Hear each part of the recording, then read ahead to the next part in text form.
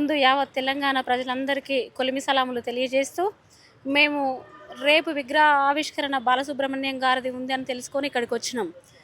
అయితే మేము మర్యాదపూర్వకంగా చాలా సున్నితంగా మృదువుగా మేము ఏమని చెప్తున్నామంటే మాకు బాలసుబ్రహ్మణ్యం గారి విగ్రహం ఇక్కడ ఏర్పాటు చేయొద్దని మేము చెప్తున్నాం. అందుకోసం ఇక్కడ అధికారులతో మాట్లాడడానికి ముందస్తుగా మేము వచ్చినాం. మొన్న ఒక ప్రోగ్రాం చేసినాము సోమాజిగూడ ప్రెస్ క్లబ్లో. అనంతరం మళ్ళీ కూడా అదే ప్రక్రియ కొనసాగుతుందనే విషయం తెలుసుకొని వచ్చి చాలా ప్రజా సంఘాలతో కలిసి మేము ఇక్కడికి ఒక రిప్రజెంటేషన్ ఇవ్వడానికి బాలసుబ్రహ్మణ్యం విగ్రహం ఇక్కడ పెట్టొద్దు అనే ఒక విన్నపం చెప్పడానికి వచ్చినాం అధికారులకి. మరి మీరు మొన్న కూడా హెచ్చరించడం జరిగింది ప్రెస్ క్లబ్లో. అయినా కానీ రేపు ప్రారంభోత్సవం ఇది ప్రారంభిస్తా ఉన్నారు బాలసుబ్రహ్మణ్యం. ఎట్లా చూస్తారు ప్రభుత్వం యొక్క విధానాన్ని? ఎందుకో తెలంగాణ ప్రభుత్వం మళ్ళీ ప్రభుత్వం కూడా ఇట్లా చేయడం అయితే చాలా బాధాకరం. మేము తెలంగాణ అస్తిత్వం ఆత్మగౌరవ పోరాటాలలో మేము ఏం మాట్లాడుకున్నామంటే వాళ్ళ భాష మీద, యాస మీద, మా కళల మీద, తర్వాత అన్నిటి మీద మా మీద వ్యతిరేకంగా ఆంధ్ర భావజాలం ఉండే. అయితే మేము ఇది వద్దు, మాకు ఇక్కడ చాలా కళలు ఉన్నాయి.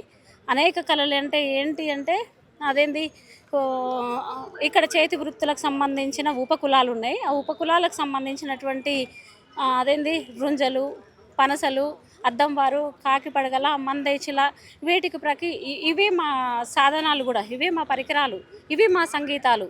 మాకు వయోలిను తర్వాత అట్లాంటివి కావు మా సంగీత పరికరాలు. ఇక్కడ ఉన్నాయి కిన్నెర, ఆ తర్వాత డప్పులు, తాళాలు, తర్వాత ఇట్లాంటివి మన దగ్గర ఇంకా రకరకాలవి అదేంది కిన్నెర ఇట్లాంటివి మన దగ్గర ఉన్నటువంటి సంగీత పరికరాలు ఇవి.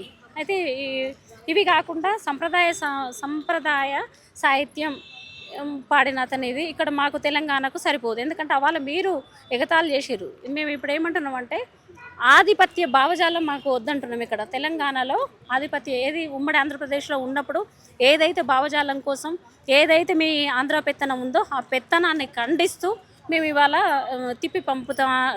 ఈ వ్యాఖ్యలను మేము ఆ విగ్రహాన్ని కూడా మీకు తిప్పి పంపడానికి మేము ప్రయత్నం చేస్తున్నాం.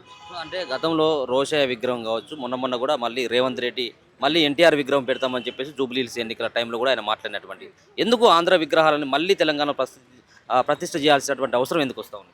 ఇది ఓటు రాజకీయం.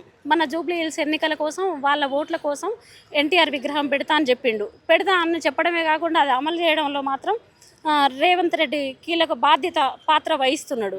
మేము దీన్ని పలుమార్లు కూడా ఖండిస్తున్నాం. రోషయ్య విగ్రహం అక్కడ ఎన్టీఆర్ విగ్రహమే కాదు, ఇక్కడ రోషయ్య విగ్రహమే కాదు, ఇప్పుడు బాలసుబ్రహ్మణ్యం విగ్రహమే కాదు, ఏ విగ్రహాలు మాకు ఆంధ్ర మూలాలకు సంబంధించినటువంటి ఏ విగ్రహాలు మాకు వద్దు. విగ్రహం రేపు ప్రారంభోత్సవం రేపు ఏంటిది మరి మీలాంటి వాళ్ళు ఇవాళ అదేంటి ఆ విగ్రహం స్థాపన జరగొద్దు, తర్వాత దానికి వ్యతిరేకంగానే మేము కార్యకలాపాలు చేస్తున్నాం. దీని తర్వాత కూడా ఉంటే మాత్రం దీన్ని ప్రజల దగ్గర తీసుకుపోతాం ఈ విషయాన్ని.